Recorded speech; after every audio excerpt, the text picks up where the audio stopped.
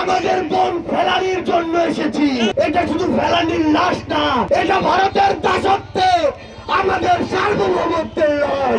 আমাদের কোন ভাই বোনের লাশ আমরা দেখতে পাই, ওই সীমান্ত আমরা ভেঙে দিব। আর কারো দাসত্ব চলবে না। এই 24-এর অভ্যুত্থান পরবর্তী সময়ে আজকে আপনাদের কুড়িগ্রামের মধ্য কুমারপুরে এসেছি।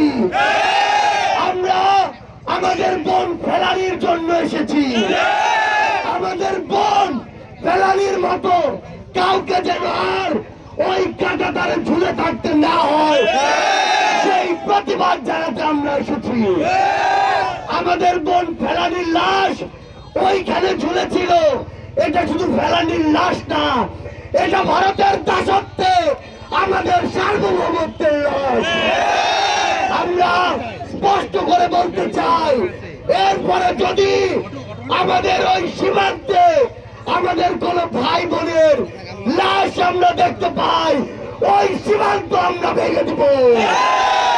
এরপরের march long march for Felani হবে না, এরপরের march long march for destroying the কাঁটাতার হবে।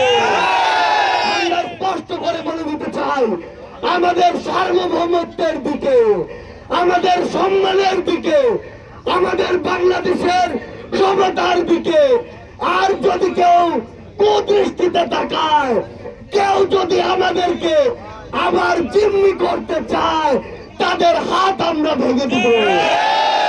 কুড়িগ্রামের মানুষ রংপুরের সংগ্রামী মানুষ। আমরা আপনাদেরকে শুধু একটু কথাই বলি, নতুন বাংলাদেশে আর কারো দাসত্ব চলবে না। আজকে আমাদের এখানে তফসিলি দলিত হরিজন সম্প্রদায়ের ভাইরা রয়েছেন, আজকে আমাদের সনাতনী ভাই বোনেরা রয়েছেন, আমাদের মুসলিম ভাই বোনেরা রয়েছেন। আমাদের মধ্যে কোন ষড়যন্ত্র যেন নিজেদের মধ্যে বিভাজন না তৈরি করতে পারে, ওই অপশক্তি আমাদের ভিতরে আমাদের বিভাজন তৈরি করে আমাদের সাথে চক্রান্ত করবে। এই চক্রান্ত ঐক্যবদ্ধভাবে আমাদের রুখে দিতে হবে। আজকে এই কুড়িগ্রাম থেকে একটি ঘোষণা হচ্ছে, সেটি হচ্ছে আর কোন সীমান্তে ফেলানির লাশ আমরা সহ্য করব না। সীমান্তের প্রত্যেকটি হত্যার বিচার করতে হবে। সীমান্তে কোন মরণঘাতী অস্ত্র দিয়ে আর গুলি করা যাবে না।